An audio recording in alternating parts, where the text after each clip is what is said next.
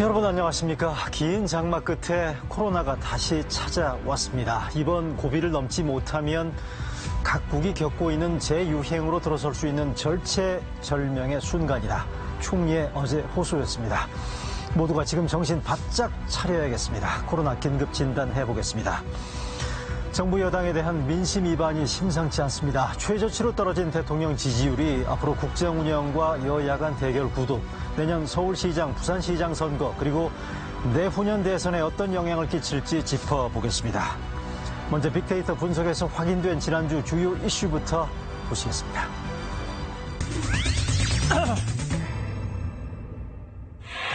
KBS 빅데이터 분석을 통해 선정한 지난 한 주간 네이버에서 가장 많이 본 뉴스입니다.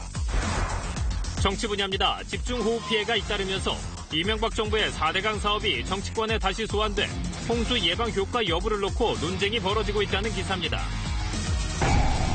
경제 분야에선 국민연금의 수익률이 높은 가운데 보험료를 추후에 일시 납부해 연금을 받는 제도가 일각에서 부자들의 재테크 수단으로 악용되고 있다는 기사입니다.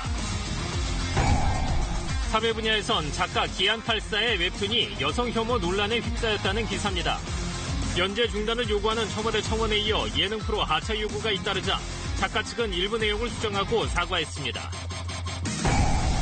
IT 분야에선 최근 온라인에 개인정보 유출 우려가 있다며 지워야 할 중국 앱 목록이 돌고 있다는 기사입니다.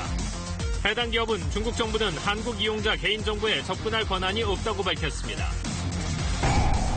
세계 분야입니다. 자수성가의 인도 젊은이들의 우상이 된 발리우드 톱스타 서샨트가 34세 나이에 스스로 목숨을 끊으면서 그의 사망을 둘러싸고 각종 의혹이 퍼지고 있다는 기사입니다. 빅데이터 이슈였습니다. 일요 진단 라이브 먼저 정치권 소식부터 듣겠습니다. 제 오른쪽으로 박성민 민컨설팅 대표 나오셨습니다. 안녕하십니까? 네, 안녕하십니까? 네. 윤희웅 오피니언 라이브 센터장 모셨습니다. 안녕하세요. 네, 안녕하십니까? 네.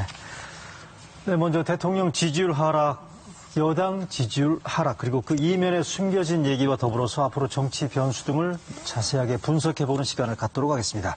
대통령 지지율이 얼마나 떨어졌는지 먼저 관련된 화면부터 보시면서 설명을 드릴까 하는데요. 준비되어 있죠? 네.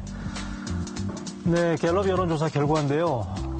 6월 첫째 주의 경우에 긍정평가가 62까지 기록했다가 7월 첫째 주의 경우에 50%대, 그러더니 최근에 이른바 데드크로스라고 얘기하죠. 긍정평가와 부정평가가 역전되는 건데 긍정이 39, 부정이 53까지 지금 떨어진 갤럽 여론조사 결과를 지금 보고 계시는데요. 박 대표님, 추락 이유에 대해서는 뭐 지금 여러 가지 분석들, 부동산 민심에 대해서는 이미 보도가 많이 됐으니까 요거는 따로 질문을 안 드리겠고요. 일단 이 시점에 지금 집권 4년 차지 않습니까? 어느 정도 의미를 부여해야 되는 건지. 다른 정부보다는 네. 지금까지 잘 버텼죠. 네. 박근혜 정부가 40% 무너진 거는 대통령 취임하고 1년 10개월 만에 무너졌으니까 네. 그런 점에서는 굉장히 견고했다 이렇게 볼 수 있고요.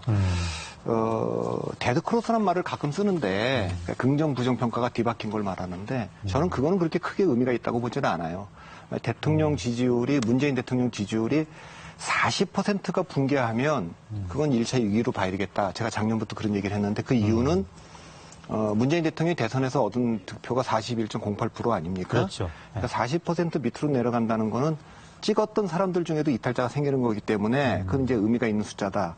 그래서 정당 지지율 35%, 대통령 지지율 40% 붕괴를 좀 봐야 된다 이랬는데 작년 10월 셋째 주에 갤럽 조사죠. 똑같이 그때도 긍정평가가 39%로 40%가 첫 번째로 한번 무너진 적이 있고요. 그때도 부정평가가 53인데. 조국 사태. 예, 그때. 네. 요번에 똑같이 39대 53입니다. 그래서 일단 정당 지지율도 35%가 붕괴를 했고, 대통령 지지율도 40%가 붕괴했기 때문에, 이건 뭐 물론 다시 반등할 수는 있겠습니다만, 1차 좀 위기로 좀 봐야죠. 1차 위기로 봐야 된다. 윤 센터장님은 어떻게 보십니까? 이게 여당에서는 일시적이다라는 이런 식의 평가도 있습니다만 보시기에는 추세 반전이 가능하다고 보세요? 일반적인 패턴에서는 임기 후반부로 갈수록 어쨌든 하락하는 것은 뭐 역대 앞에 있던 정부들에서도 항상 나타났던 현상이기 때문에 그것이 이제 그 하락폭이라든가 하락 속도가 이제 어떠냐의 차이가 있는 것이지 그 흐름 자체를 변경할 수 있는 이제 힘은 사실은 이제 없다고 볼 수 있겠는데 그리고 문재인 대통령이 어쨌든 상당히 높은 수준으로 장기간 있었기 때문에 지금 40%의 이제 의미를 부여하는 것이고 지금 이제 하락하고 있는 것들 뭐 사실 입안이 만만치 않은 흐름들이 있는 것은 사실입니다. 근데 이제 다만 이제 그럼에도 불구하고 이것이 이제 반등이 불가피할 것이냐라고 하는 데 있어서는 저는 이제 일정 부분 가능성은 남아 있다고 보는데요. 반등은 가능하다. 예, 왜냐하면 정부에 대한 신뢰도 어떤 정책에 대한 신뢰도 상당 부분 이제 악화되어 있는데 대통령 자체에 대한 신뢰가 대통령이 어떤 정책이라든가 여러 사안들에 직접적으로 이전 대통령은 관여되면서 대통령에 대한 신뢰, 대통령 개인에 대한 신뢰까지 완전히 훼손되면서 이제 반등하는 것이 불가능해진 국면으로 간 것이 과거에 이제 많은 사례였는데 지금 같은 경우는 문재인 대통령의 어떤 통치 스타일 때문인지 어떤지 모르겠습니다만은 그것이 직접적으로 문재인 대통령이 관여되어서 개인의 리더십이 훼손되는 국면까지 간 것은 아닌 측면이 있기 때문에 장관들이나 이런 인사들에 대한 문제는 있습니다만은 만약에 남아있는 대통령이 신뢰를 갖고 국민들에게 어떤 이해를 구하고 설득하고 이런 과정을 좀 더 거친다면 부동산 문제 같은 데서도 그 과정이 전혀 이제 없었는데 만약에 그런 것들을 하게 된다면 지금의 어쨌든 하락하는 흐름들을 다소가 이제 둔화시킬 가능성은 있고 여부에 따라서 어쨌든 뭐 반등 가능성이 완전히 소멸된 것은 뭐 아니라고 할 수 있는 거죠. 그렇게 보세요? 네. 조국 사태 아까 말씀하셨지 않습니까? 10월 셋째 주 수준으로 지금 추락했다라고 말씀하셨는데 그때하고 비교할 때는 어떻습니까? 그때는 조국 사태라는 일종의 단일 변수였는데 이번의 경우에는 뭐 부동산도 있습니다만 여당이 국회에서 입법을 독주하고 있다는 얘기도 있고 추미애 장관, 윤석열 검찰총장 갈등도 있고요. 여러 가지 지금 복합 변수들이 지금 작용하고 있지 않습니까? 그러니까 어떤 차이가 있는지. 지금 윤 센터장이 이제 반등할 가능성이 있다. 물론 그건 있죠. 또 작년에도 반등 바로 했고요.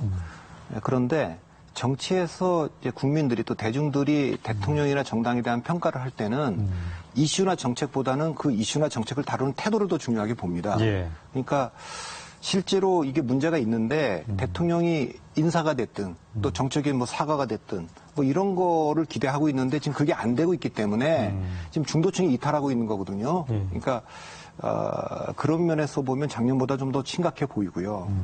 그때는 지금은 이 지지율 하락의 가장 큰 원인이 뭐냐 이렇게 물어보면 갤럽 조사에서는 응답자들이 부동산 문제 또 민생 문제 이렇게 얘기를 한단 말이죠. 근데 사실은 그렇게 응답하더라도 그게 꼭 그분들의 속마음인지는 몰라요. 왜냐하면 다른 이유 때문에 우리가 이제 너무 거여가 일방 독주를 한다. 검찰 개혁이 이상한 방향으로 가고 있다. 뭐 이런 것들이 다 복합되어 있지만 물어볼 때는 이거 부동산 정책이 이상하잖아 이렇게 얘기할 수도 있거든요. 그래서 부동산만 안정되면 지지율이 반등할 거다. 그래서 뭐 행정수도 이전하자. 또 여러 가지를 내놓는데 전 그건 아닐 거라고 봐요. 그래서 조국 장관과 지금 국면하고 가장 큰 차이는 뭐냐면 그때는 39%가 내려왔을 때 바로 그 다음 주인가요? 제 기억으로는 조국 장관이 사퇴를 했어요.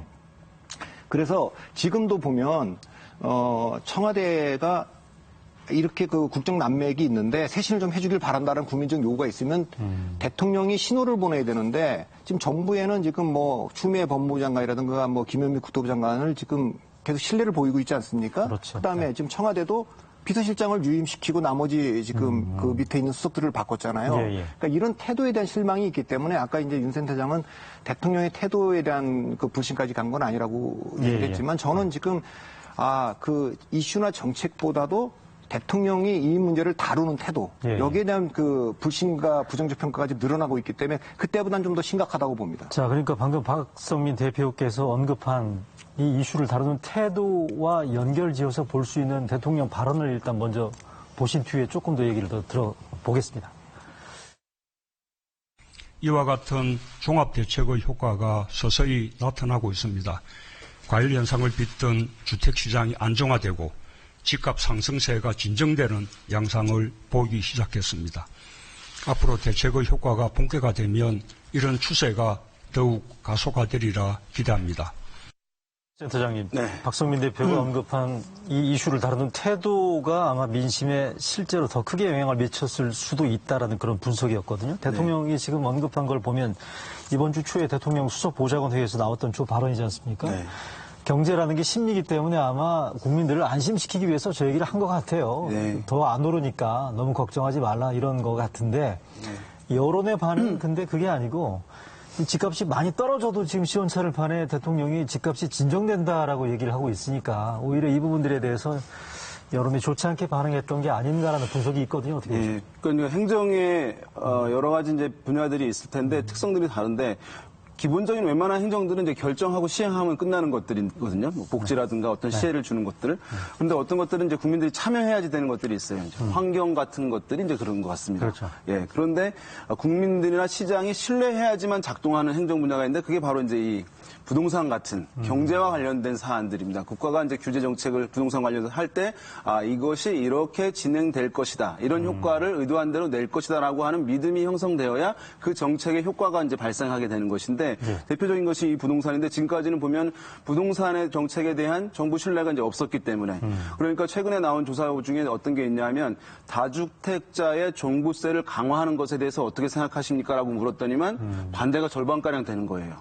이건 반대할 이유가 없는 정책이거든요. 왜냐하면 다주택자가 많지도 않을 뿐더러 다주택자의 종부세 대상자도 사실 상당히 미미한 수준인데 그럼에도 불구하고 국민들이 반대가 국민들의 절반가량 된다라고 하는 것은 뭐냐 하면 정부가 부동산 정책을 하는 것에 대해서 내가 신뢰하지 않는다는 것을 굉장히 뚜렷하게 드러내는 것이거든요. 그러니까 지금 이제 그런 상황인데 그렇다고 해서 이것을 방관할 경우에 더 시장이 악화되고 민심이 이반될 수밖에 없기 때문에 아마 대통령으로서는 이것이 잘 작동될 것이다라고 하는 이제 국민께 이제 이해를 구하고 이렇게 시그널을 이제 보내기 위해서 이렇게 얘기를 한 것이긴 한데 진작부터 아까 말씀드린 대로 이것을 왜 부동산 정책을 하게 되는지에 대해서 그 가치를 다시 한번 천명하고 국민들이 어떤 부담이 된다 하더라도 좀 양해를 해달라고 하는 그 과정들이 좀 충분하게 있었다고 한다면 이 정도까지 오지 않았을 텐데 지금 약간 이제 어쩔 수 없이 이제 시장에 시그널을 보내기 위해서 한 것인데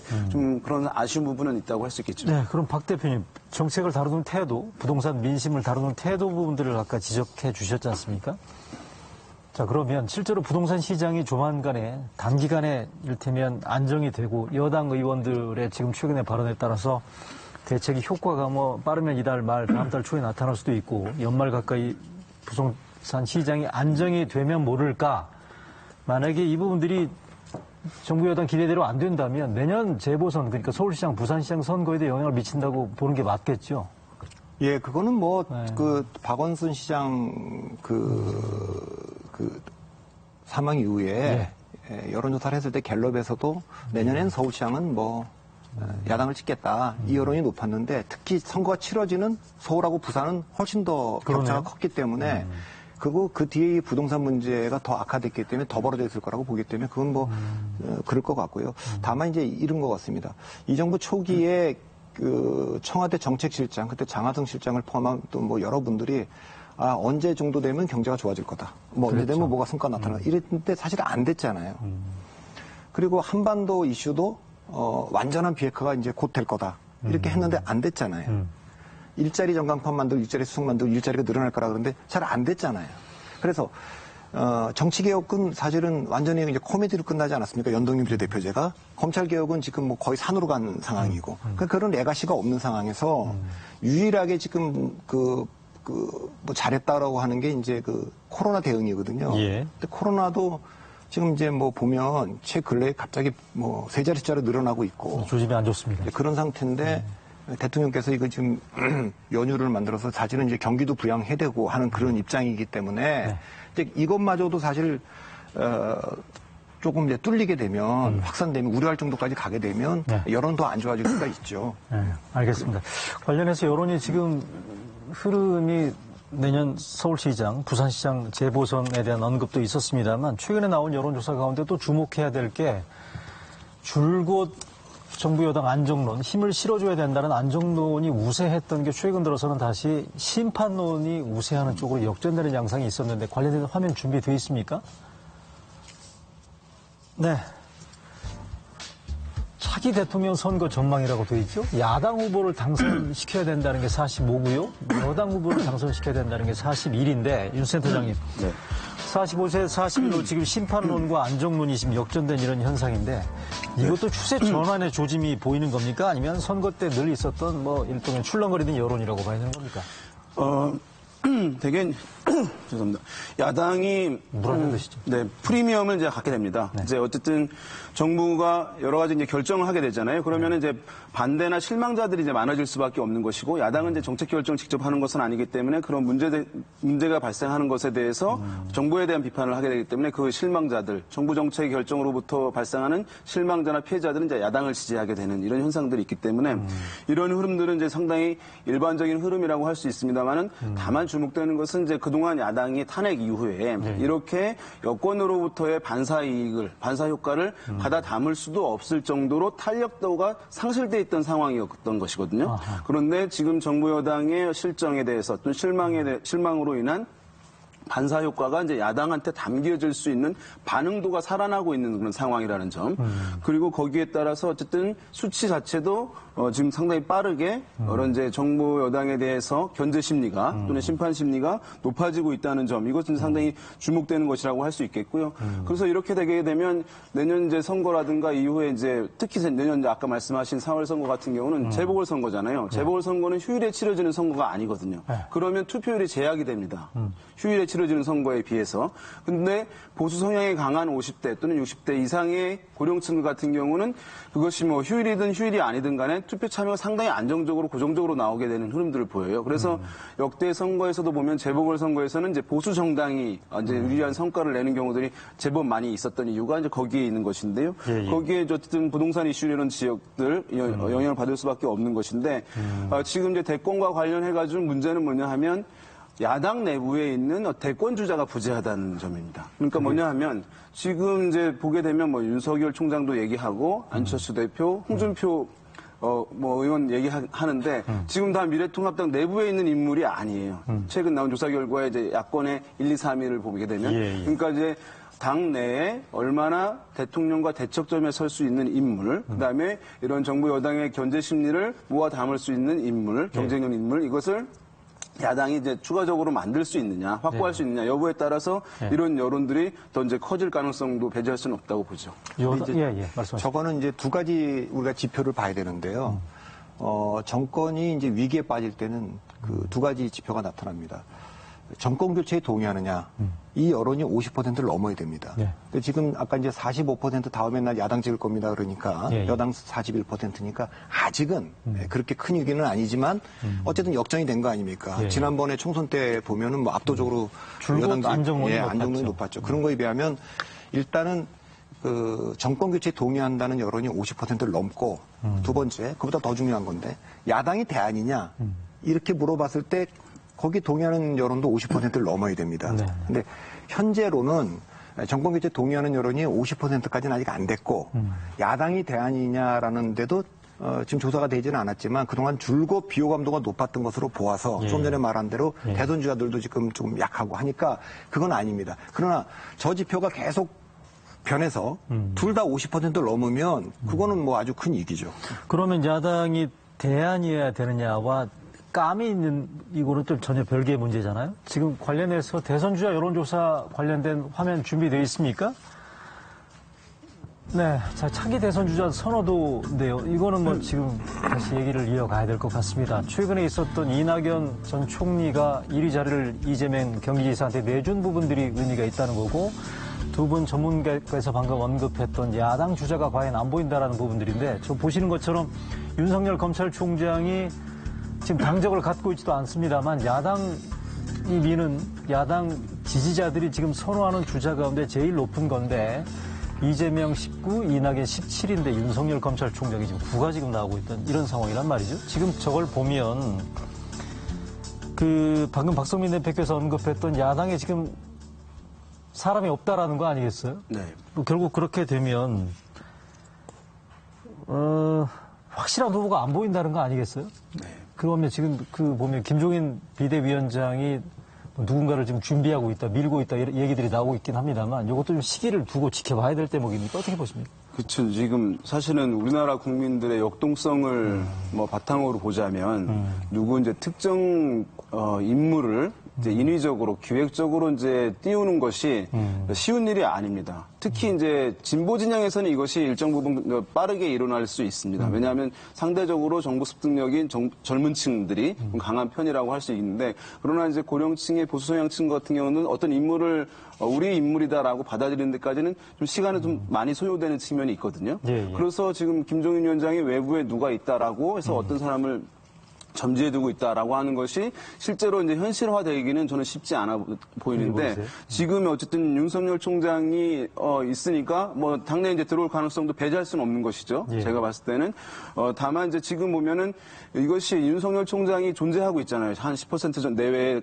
경쟁력이 있는 것을 보이고 있는 상황인데, 네. 그래서 미래통합당의 지지자들도 상당 부분 이제 지지를 보내고 있는 상황이긴 한데요. 이것이 이제 야권의 어떤 가능성 있는 후보를 발견했다라고 하는 기대감을 주는 긍정적인 효과가 충분히 있어요. 근데 그리고 야권의 어떤 민심을 어쨌든 모을 수 있는 것이기 때문에. 근데 한 가지 또 이것이 어떤 문제점을 주냐면, 우리가 여론조사라고 하는 것은 합의 100%인데 근데 이제 한 20%는 답을 안 하고요. 저기도 마찬가지죠. 그렇죠. 그러면 이제 진보와 보수를 나눈다고 한다면 한 40%, 40% 되는 것입니다. 네. 그러면 보수의 전체 합도 한 40이라는 것이에요. 그런데 여기서 누가 10%, 15% 이상을 가져가 버리게 되면 야당 내에 주자들의 합은 최대한 열심히 노력한다 하더라도 10% 이상의 주자를 만들기가 불가능해지는 문제가 발생해요. 그러니까 사실은 이것이 당내의 경쟁력을 이제 악화시키는, 제약하는 요인으로 작용할 수도 있다는 점에서 아마 윤석열 총장의 지지율 상승이 반갑기도 하겠지만 상당히 고민도 안겨주는 그런 현상이라고 할 수 있겠죠. 이거 어떻게 보세요, 박 아니, 대표님? 지금 그러니까 이제 기성의 정치인 가운데 치고 올라올 가능성, 아니면 전혀 새로운 얼굴이 이를테면 등장할 가능성. 기성 정치인 가운데 전 나올 가능성이 크다고 봅니다. 그렇게 보세요? 그러니까 지금 이제 뭔가 좀 우리 착시가 있는데 야권에 지금 후보가 없다. 전 거긴 동의하지 않고요. 그러니까 지금은 최근에 아까 다음 대통령 선거에서 여당 찍을 거냐 야당 찍을 거냐는 야당이 높잖아요. 네. 근데 이런 조사들이 나옵니다. 지금 조금 전에 보여주신 저 조사는 사실 우리나라만 하는 조사예요. 저 조사는 사실 의미가 없는 조사입니다. 그러니까 이낙연이나 이재명이나 이런 분들부터 민주당 소속부터 미래통합당 소속까지를 쭉 늘어놓고 하는 조사라는 건 다른 나라에서는 안 하는 조사예요. 왜냐하면 그렇게 경쟁하지 않으니까.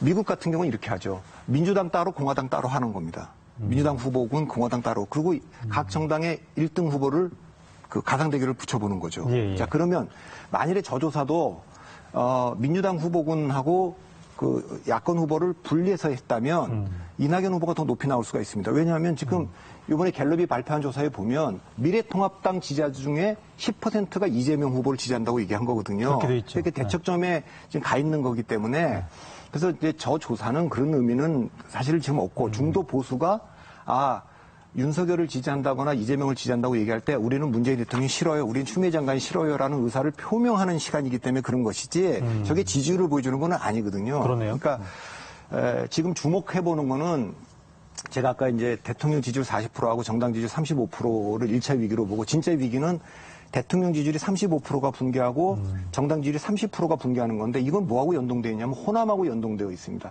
이번에 대통령 지지율이 39%밖에 안 나왔지만 예. 호남에서는 69%예요. 호남이 전국 평균을 호남 출신의 다른 지역에 사는 분들 빼놓을 때도 호남이 전국에 딱 10%거든요. 예. 3%를 지금 떠받들고 있는 거예요. 그러니까 호남 대망론이라는 게 있기 때문에 어떤 그게 조국 이슈가 됐든 부동산 이슈가 됐든 대통령이 잘한다. 예. 정당 지지율은 이번에 62%예요. 호남에서. 미래통합당 1%인데 예. 그렇기 때문에 약간 호남 대망론하고 연결되어 있기 때문에 호남에서 무너지면 민주당의 지지율이 굉장히 그 위태위기로 갈 거기 때문에 그걸 지켜봐야 되는 뜻이고 지금은 그 이재명 후보가 이낙연 후보를 좀 앞질렀다 그러지만 중도 보수 진보 모든 그 답한 유권자 중에서 앞섰어요. 네. 미래통합당에서 10%라 갔고 그렇기 때문에 지금 정확한 지형을 보여주는 건 아닙니다. 네. 그러니까 그거는 분리해서 하는 걸 좀 봐야 되겠습니다. 그러면 저건 어떻습니까? 지금 이낙연, 이재명 양강 구도가 지금 출렁거리는 부분들은 그러니까 대권 주자의 흐름에서 가장 중요한 것은 지지율의 높음보다는 자기 지지층의 경고성입니다. 그러니까 왜냐하면 대선에 가까우면 가까울수록 여러 주자들의 경쟁이 이제 심화되는데요. 그때 상위권에 있는 후보들의 지지율이 빠지는 인물은 낮은 후보라기보다는 그 경고성이 약한 이제 주자의 지지율이 빠지게 됩니다. 예. 그러니까 이제 상대적으로 이낙연 의원에 비해서 이재명 지사의 지지층이 배타적 지지층적 성격을 지닌 것이죠. 배타적 지지층이라고 하는 것은 난 이 후보 아니면 다른 사람은 지지하지 않을 거야라고 생각하는 사람들인데요. 그 사람들의 비율이 더 많기 때문에 그런 면에서 지금 경쟁이 심화되고 하는 상황에서 상대적으로 이낙연 의원의 지지층은 이제 세 가지 그룹으로 나눠졌다고 할 수 있는데 첫 번째는 이제 성격상의 어떤 중도적 지지층이 있는 것이고 말씀하신 대로 호남이 있는 것이고 문재인 대통령의 적극 지지층이 있는 것입니다. 그런데 만약에 여기서 친문 성향의 성격의 어떤 인물이 다시 한번 부상한다라고 하게 되면 추가적인 또 흐름이 변화가 나타날 수가 있는 것이거든요. 누구요? 김경수? 김경수 지사든 어떤 그것이 최종적으로 후보가 되는지 여부를 떠나서 과정에서 구도의 흐름을 바꿀 가능성이 있습니다. 그렇게 보세요? 네, 왜냐하면 다른 주자의 지지율을 한 3%, 5% 정도는 빼올 수 있는 상황이기 때문에 최종적인 후보 여부를 떠나가지고요. 그렇게 되면은 또 이낙연 의원의 타격을 받을 가능성도 배제할 수는 없는 거죠. 추가적인 그런 면에서 여권의 주자들의 경쟁의 흐름들의 어떤 변화 가능성은 여전히 남아 있다 이렇게 보는 게 어떻게 좋겠습니다. 보십니까, 박 대표님? 그러니까 이재명 지사를 좀 봐야 될 것 같은데요. 이재명 지사는 성남시장 할 때 1%로 여론조사에 처음으로 올라온 그때 복지 논쟁을 하면서 들어왔고요. 2016년 최순실 정국에서 한 4%, 5%로 오다가 그때 민주당에서 이제 대통령 하야와 탄핵을 주장하면서 탄핵 입던 고주간 조사에서 18%로 뜁니다. 치고 올라왔어요. 네, 그거 이제 굉장히 뛰어 올라왔습니다. 18%. 그 이번에 지금 19%거든요. 가장 높았을 것 같은데 갤럽 조사 기준으로 말씀드리는 겁니다. 그러니까 굉장히 이제 그 이슈에 민감하게 반응하고 굉장히 국민들이 속 시원하게 얘기할 수 있는 인파이터기 때문에 얘기를 하지만 아주 견고한 지역적인 그 기반이나 이런 거는 없기 때문에 어떤 특수한 국면에서 국민이 우리는 어떤 생각을 하고 있어요라는 의사를 표명하기에 굉장히 좋은 이재명을 지지한다고 할 때 그 자기 그 속마음을 드러내는데 우리는 문재인 대통령이 싫어요 할 때도 이재명을 선택할 수가 있고 좋은 그릇이다 이거죠. 네, 그렇죠. 그런 지표지. 그러니까 약간 그런 선호도지 이게 견고한 지지세는 아닙니다. 그러니까 이건 앞으로 좀 봐야 될 것 같고 문제는 이제 민주당의 고민은 이겁니다. 친문 후보가 있냐 없냐를 떠나서 2016년 총선에서 국민의당한테 호남을 거의 다 내줬잖아요. 그 경고 이후에 2017 대선, 18년 지방선거, 요번에 총선, 그 다음에 대통령 지지율까지 호남하고 일종의 동맹관계를 맺고 가고 있는데 호남 대망론을 얻고 있는 호남에서는 그렇다면 우리가 문재인 대통령이 어떤 이슈가 발생하더라도 견고하게 지금 지지해주겠다. 70에서 80%를 이제 꾸준하게 지금 밀어주고 있거든요. 그렇죠. 근데 그 호남 대망론에 대해서 아까 이제 다른 분들, 친문주자의 부상가, 김경수 부의사 얘기도 했는데 그렇게 나온다면 호남이 어떻게 반응할 거냐. 그리고 호남이 반응을 따르게 하는 순간 지지율은 폭락할 수가 있기 때문에. 참고로 김경수 경남지사 2심 선고가 다음 달 정도 예상돼 있습니다. 그래요? 이제 그러니까 그게 고민이죠. 호남하고 우리가 같이 갈 거냐, 가지 못할 거냐라는 판단을 해야 되는 시간이 이제 점점 다가오는 거죠. 그럴 수 있겠네요. 자, 그러면 이제 대선 주자 지지도까지 알아봤고요. 그간에 지금 저희가 이루어진다는 라이브가 오늘이 3주 만에 하다 보니까 누적된 정치 핵심 이슈가 지금 이만큼 쌓여 있습니다. 남아있는 게 여당 얘기를 좀 해보겠습니다. 더불어민주당 전당대회가 2주 남았어요. 29일인데 분위기가 지금 전혀 뜨지 않고 있습니다. 왜 그런다고 보십니까? 저는 좀 의아한데 지금 대통령 지지율이 떨어지고 정당 지지율이 떨어지고 있잖아요. 근데 이제 이럴 때 그러면 국정 쇄신론, 당 쇄신론이 보통 나와요. 근데 당 쇄신론은 당대표 물러가라 그래야 되는데 지금 어차피 전당대회를 하고 있지 않습니까? 그러니까 그러면 옛날 모든 정당의 전당대회를 보면 이때 전당대회에 나왔던 당대표는 수평적 당청 관계 이렇게 나옵니다. 그리고 청와대가 주도했기 때문에 그리고 이 정부는 뭐라 그러냐면 처음에 출범할 때부터 이 정부는 민주당 정부로 불릴 거다 이렇게 얘기를 했어요. 그런데 지난 3년간은 거의 청와대가 주도했고 그래서 당연히 그 당원들의 불만도 있고 하니까 너무 독주라니까 이게 이렇게 됐구나. 그래서 당대표가 그래야 되는데 지금 나와 있는 세 분이 다 누구도 수평적 당청 관계를 얘기를 안 하고 최고위원 나온 분들이나 당대표 나온 분들이 오히려 친문 지지자들에게 어필하기 위한 그런 거니까 지금 쇄신론이 지금 제가 보기에는 거의 지금 작동하지 않고 그러니까 별로 새로운 게 없으니까 들을 게 없는 거죠. 기사도 별로 나오지 않는. 그러니까 1등하고 있는 이낙연 후보가 이건 지금 청와대에 문제가 있다. 이리 인사 이렇게 하면 안 된다라고 이 전당대회 과정에서 가감하게 얘기했다면 그 이슈가 됐겠죠. 근데 이제 실무적으로 보면 수해가 지금 최근에 아주 기록적인 폭우가 있다 보니까 특히 경남, 호남 지역의 지금 피해 지역에 대한 뭐 구호 활동 등을 하기 위해서 합동연설에서 취소를 했고요. 이런 등등의 이유 때문에 흥행에 지금 쉽지 않다라는 그런 뭐 실무적인 고충도 있다라는 게 민주당 쪽의 설명이긴 하거든요. 박 대표님 지적에 대해서는 어떻게 보십니까? 그 말씀하신 대로 어쨌든 코로나 국면 또 수해가 있고 부동산 이슈 등 중앙에 어쨌든 국민들의 또 다른 이제 피해가 되는 이슈들이 있기 때문에 여당의 전당대회에 관심을 이제 받지 못하는 것은 이제 맞는 것인데 말씀하신 대로 이제 지금 전당대회가 어쨌든 주류와 비주류 또는 어떤 이제 중심 세력과 이제 그것을 견제하는 세력들의 경쟁 구도로 치러지게 됐을 때 국민적 관심을 받고 언론 주목도 이제 갈등 구도로 이제 보도될 수 있기 때문에 그것이 이제 이전에 다른 정당들에서 나타났던 상황인데 지금 더불어민주당 같은 경우에는 이전에 이제 비주류라고 할 수 있었던 이제 호남계가 이제 국민의당이 이탈을 다 해버린 상황이기 때문에 사실상 이제 비주류가 자체가 많이 남아있지 않은 상황이에요. 네. 그런 상황이 사실은 지금까지 온 상황이고 그것이 어떤 면에서는 이제 당의 역동성을 좀 제한하는 부분이 있겠고 문재인 대통령의 적극 지지층 이것이 당의 지지층보다도 오히려 훨씬 더 이제 위력을 보이는 그런 상황이기 때문에 당의 주자들이 어떤 청와대와 대립각을 세우는 이런 모습들을 이제 발현할 수 없는 배출할 수 없는 이제 그런 상황들이 어쨌든 전당대회가 이렇게 좀 조용하게 치러지는데도 일정 부분 영향을 주는 요인이라고 할 수 있겠습니다. 자, 그러면 전당대회 이후에 그러면 여야 관계는 어떻게 될지를 마지막으로 짧게 좀 분석을 해보겠는데 현재 상황에 관련된 정당 지지율 한번 보시겠습니까? 최근에 나온 건데, 네. 정당 지지도가 지금 33, 27, 아까 박성민 대표가 언급했던 것처럼 지금 더불어민주당 지지율이 미래통합당과 지금 딱 붙어 있고요. 일부 조사에서는 역전됐다는 그런 조사도 있습니다. 이번 조사, 여론조사 개요 잠깐 보여주시겠습니까? 네. 갤럽이 조사한 최근에 공표된 조사 개요에 대해서 지금 시청자분들께서 보고 계시고요. 자, 전당대회가 다음 주 29일 날 더불어민주당 전당대회가 잡혀 있습니다만, 뭐 대표가 누가 뽑히느냐에 따라가지고 향후 그러니까 여야 관계는 어떤 식의 변화를 가져오게 될 것인가, 어떻게 보십니까? 이게 조금 전에 제가 수평적 당청 관계라고 얘기를 했는데, 마찬가지입니다.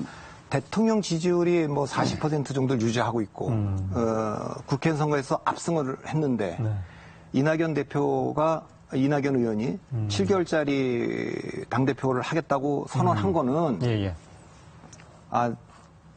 우리가 이제 대통령을 믿지 못하겠고, 내 스스로 힘으로 대통령을 쟁취해서 가져가겠다는 선언을 한 거거든요, 사실상.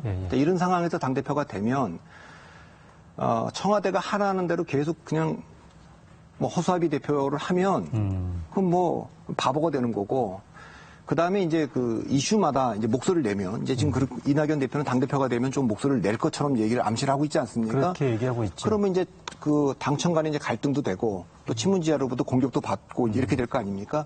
이제 그렇게 될 때 이제 민주당이 이제 지금 문재인 정부가 들어선 3년 동안은 그렇게 해본 적이 없어요. 그 옛날에 박근혜 대통령은 이제 김무성 당대표, 유승민 원내대표하고 갈등이 상당히 증폭되면서 2015년 뜨거웠지 않습니까? 그랬죠. 네. 이제 그렇게 올 때 어떻게 될지. 그러니까 제 생각에는 지금 당대표가 누가 되더라도 여야하고 청와대가 원하지 않는 방향으로 끌고 가기는 지금 그 지지 기반이나 이런 모든 면에서 굉장히 어려울 거다. 이낙연 대표가 선출된다 해도 쉽지 않을 거다. 자, 윤 센터장님 어떻게 보십니까? 그러면 여야 관계를 제가 하나 마지막으로 질문 드려보고 싶은데 요거 하나만요. 상임위원장 지금 현재 구도 17대 0은 어떻게 변화가 있을 거라고 보세요? 일단 대화 관계는 이전과는 좀 확연히 좀 달라질 가능성이 있다고 봅니다. 총선 직후였던 상황인데 지금 그 흐름으로 현재 여당이 독주한다고 하는 데에 대한 국민적인 비난들이 있는 상황이기 때문에 여론에서 또 들어가고 있으니까. 신임 지도부는 어쨌든 야당과 관계를 개선하려고 할 것이고 거기에 말씀하신 대로 지금 여당이 독식하고 있는 상임위원장의 어쨌든 7석이든 이제 몇 자리들을 다시 한번 이제 야당에 줄 것인데 논란은 어쨌든 지금 위원장 빼고는 사법위원장 빼고는 야당이 이제 받을 가능성이 높지 않아 보이는 상황이에요. 법사위원장 빼고는. 왜냐하면 지금 이제 여론이 이렇게 악화되고 여건이 악화되고 있는 상황에서 그것을 받게 되면 공동 책임을 지게 되는 문제가 있기 때문에 그런 면에서 협상력을 발휘해서 여당 신임 지도부가 그런 이제 법사위원장을 어떤 형식으로든지 간에 야당과 나누든지 어떤 방식으로 해서 이 문제를 타협하는 것이 바람직하다라고 하는 것이 아마 신임 지도부의 생각이지 않을까 생각됩니다. 구성에도 변화가 있을 가능성이 높다라는 게 윤 센터장의 지적이신 것 같고요. 자, 그러면 하여간 오늘 여러 가지 이슈를 다뤄봤습니다만 그 어느 때보다 다음 주에 나올 또 여론조사 결과가 또 주목되는 시점이 오늘이 아닌가 또 싶네요. 정치권 소식은 오늘 여기까지만 듣고 다음에 다시 모시겠습니다. 감사합니다.